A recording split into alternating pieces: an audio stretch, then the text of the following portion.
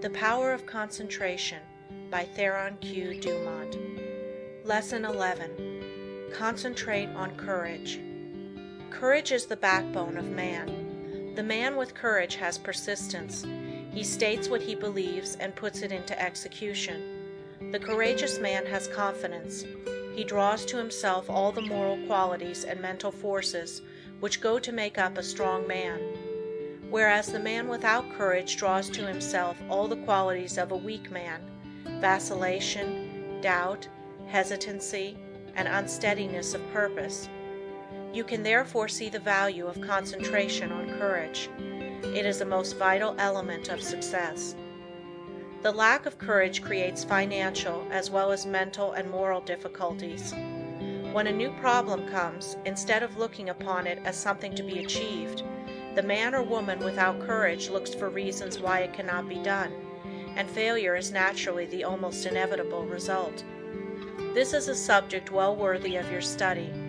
Look upon everything within your power as a possibility instead of as merely a probability, and you will accomplish a great deal more, because by considering a thing as impossible, you immediately draw to yourself all the elements that contribute to failure.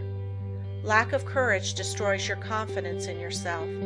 It destroys that forceful, resolute attitude so important to success. The man without courage unconsciously draws to himself all that is contemptible, weakening, demoralizing, and destructive.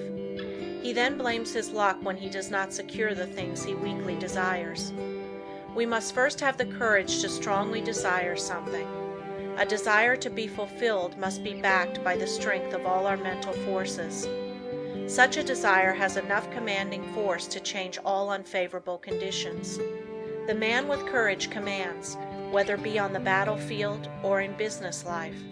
What is courage? It is the will to do. It takes no more energy to be courageous than to be cowardly. It is a matter of the right training in the right way. Courage concentrates the mental forces on the task at hand. It then directs them thoughtfully, steadily, deliberately, while attracting all the forces of success toward the desired end. Cowardice, on the other hand, dissipates both our mental and moral forces, thereby inviting failure. As we are creatures of habit, we should avoid persons that lack courage. They are easy to discover because of their habits of fear in attacking new problems. The man with courage is never afraid. Start out today with the idea that there is no reason why you should not be courageous. If any fear thoughts come to you, cast them off as you would the deadly viper. Form the habit of never thinking of anything unfavorable to yourself or anyone else. In dealing with difficulties, new or old, hold ever the thought, "I am courageous." Whenever a doubt crosses the threshold of your mind, banish it. Remember, you as a master of your mind control its every thought, and here is a good one to often affirm: I have courage because I desire it, because I need it, because I use it, and because I refuse to become such a weakling as a cowardice produces. There is no justification for the loss of courage. The evils by which you will almost certainly be overwhelmed without it are far greater than those which courage will help you to meet and overcome. Right then must be the moralist who says that the only thing to fear is fear. Never let another's opinion affect you. He cannot tell you what you are able to do. He does not know what you can do with your forces. The truth is, you do not know yourself until you have put yourself to the test. Therefore, how can someone else know? Almost all wonderful achievements have been accomplished after it has been thoroughly demonstrated that they were impossibilities. Once we understand the law, all things are possible. If they were impossibilities, we could not conceive them. Just the moment you allow someone to influence you against what you think is right, you lose that confidence in yourself that inspires courage and carries with it all the forces which courage creates. Just the moment you begin to swerve in your plan, you begin to carry out another's thought and not your own. You become the directed and not the director. You forsake the courage and resolution of your own mind, and you therefore lack the very forces that you need to sustain and carry out your work. Instead of being self-reliant, you become timid, and this invites failure.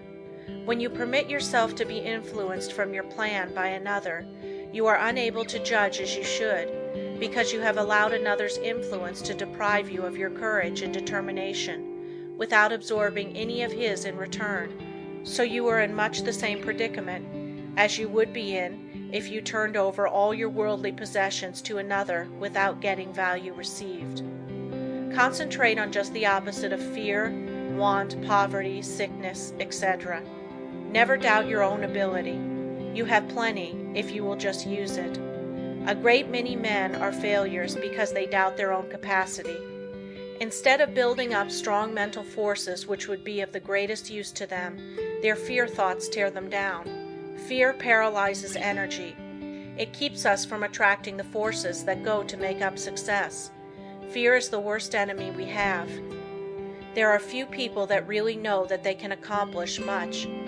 They desire the full extent of their powers, but alas, it is only occasionally that you find a man that is aware of the great possibilities within him. When you believe with all your mind and heart and soul that you can do something, you thereby develop the courage to steadily and confidently live up to that belief. You have now gone a long way towards accomplishing it. The chances are that there will be obstacles, big and little, in your way, but resolute courage will overcome them, and nothing else will. Strong courage eliminates the injurious and opposing forces by summoning their masters, the yet stronger forces that will serve you. Courage is yours for the asking. All you have to do is to believe in it, claim it, and use it. To succeed in business, believe that it will be successful, assert that it is successful, and work like a beaver to make it so. Difficulties soon melt away before the courageous.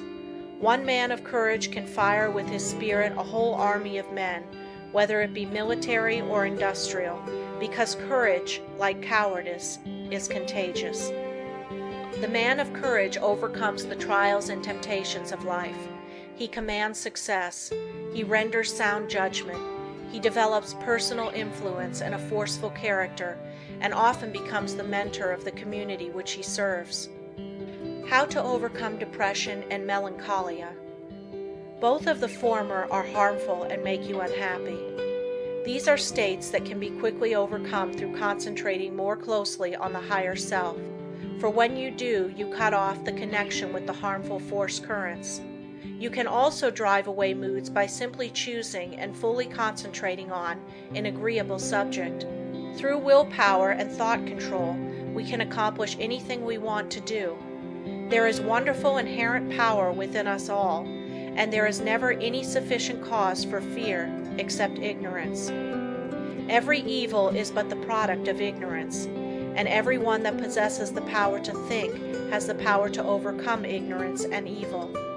The pain that we suffer from doing evil are but the lessons of experience, and the object of the pain is to make us realize our ignorance. When we become depressed, it is evidence that our thought faculties are combining improperly, and thereby attracting the wrong force currents. All that is necessary to do is to exercise the will and concentrate upon happy subjects. I will only think of subjects worthy of my higher self and its powers.